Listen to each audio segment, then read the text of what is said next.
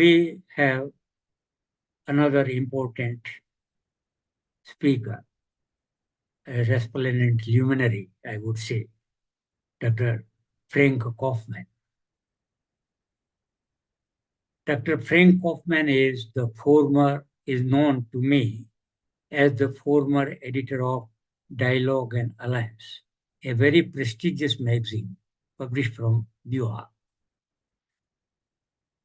He is the founder president of Filial Projects, president of 12 Gates Foundation, editor-in-chief of New World Encyclopedia, president of Values in Knowledge Foundation, Professors World Peace Academy,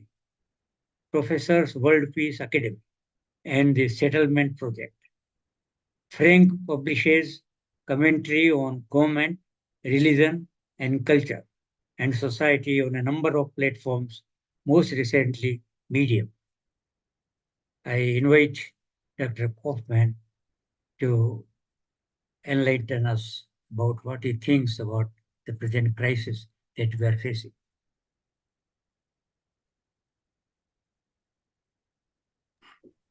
Thank you very much, Professor. Thank all the prior speakers. It's been a blessing for me. I'll begin my remarks here. All respect to His Holiness Acharya Sri Mahashraman. Dear friends, Professor Gandhi, Ambassador Chowdhury, honorable speakers and participants. It is my extreme honor to be included among presenters in this inaugural session of the 11th International Conference on Peace and Nonviolent Action. I've been blessed over the years to attend many of the 10 prior Anuviva conferences where I've been enriched and edified to be part of affairs as profound ancient wisdom is brought to life in the forward-looking, creative innovation of sincere scholars who bring everlasting truth to meet constantly evolving needs of our time, precisely as we've just heard in many of the speakers just now, and especially Professor Deferan. Throughout these years, I have patiently longed to be in the presence of Acharyaji, but apparently heaven has concluded I still need more training in this particular virtue, namely patience. So I continue with child's anticipation for the time when I can meet Acharyaji. Such things are always in God's time. We were asked by the organizers to speak briefly, which is a good discipline and a virtue. We all know how long a speech was needed for Mahakashyapa to learn the true nature of Dharma. As such, I wish to share with you a single inspiration I received while praying to create this brief offering. For outsiders to the sacred Jain tradition, such as myself, the most prominent concept and ideal we know and hear, of course, is ahimsa. This is most commonly translated into English as nonviolence. Of course, this singular gem is not the whole of Jainism. It is merely its best known and most prominent tenet. When a novice seeks to learn more about Jainism, we eventually discover a tapestry of tenets. But for non-natives, we only can approach them through translation, which is unfortunate for us. From among these tenets and guidelines for behavior in Jainism, 3 are expressed in the negative. 2 are metaphysical affirmations which are not prescriptive for behavior, and only 1 is expressed as a positive. When I learned the term, and this is Professor Deferan also referred to, when I use the term negative, I do not mean common parlance negative, meaning lesser or bad. I use it in the cosmic sense of harmonious balance, as though we may be speaking of physics or biology, plus, minus, positive, negative, masculine, feminine, and harmonious use of that concept. In Christian theology, this The renowned medieval theologian Thomas Aquinas called this the via negativa. By this, he meant that God is ineffable and only mystically known. So the most we can do is explain what he is not. Similarly, in Taoism, Lao Tzu said, the way that can be spoken of is not the Tao. So when I speak of Jain tenets as expressed in the negative, I mean it in this way.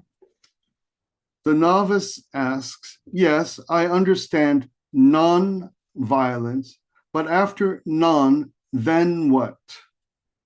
Perhaps the best response to that is silence. Just start there. Then there is asteya, non-stealing, brahmacharya, chastity, also a non, aparigraha, non-possessiveness, anekantavada, non-absolutism. And again, yes, okay, non, but then what? And then the classic wisdom of the saints or teachers, such as Shakyamuni or Aquinas, there might be a simple gaze. You will know after the non. At that moment, you too may likely be silent. Of these core tenets, only one is expressed positively, satya, truthfulness. To me, as a visitor of this world-saving tradition, Jainism, it all looks to me like a family, a metaphysical family. For me, the injunction and the ideal of satya feels as though it comes to me from a father. I feel fatherliness in this life expectation and obligation. On the other side, I feel that the model of ahimsa is our mother. I feel the true wellspring of ahimsa as originating in the eternal mother. In the true infinite mother, there is indeed no harm present or even possible. So from this, an eternal father, Satya, be true, my son, my daughter. And from our eternal mother, Ahimsa, unqualified, infinite, loving kindness, become incapable of harm. Have only kindness, my dear children. These to me are like parents, and from these are three children of ethical life among our brothers and sisters. Asteya, non-stealing, aparigraha, non-possessiveness, and anekantavada, non-absolutism, the conditions for perfect social harmony.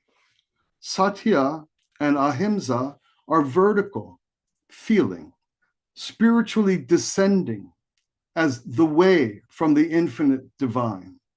Asteya, aparigraha, and anekantavada feel like horizontal behavior, social, ethical.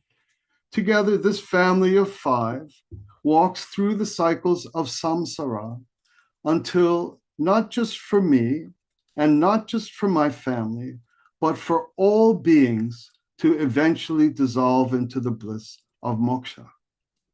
This precious and tender tradition of Jainism is not a small thing. It is not a religion. It is the presence of, to use Western language, God's eternal dream, in which we are all welcome to be a part. Thank you for listening.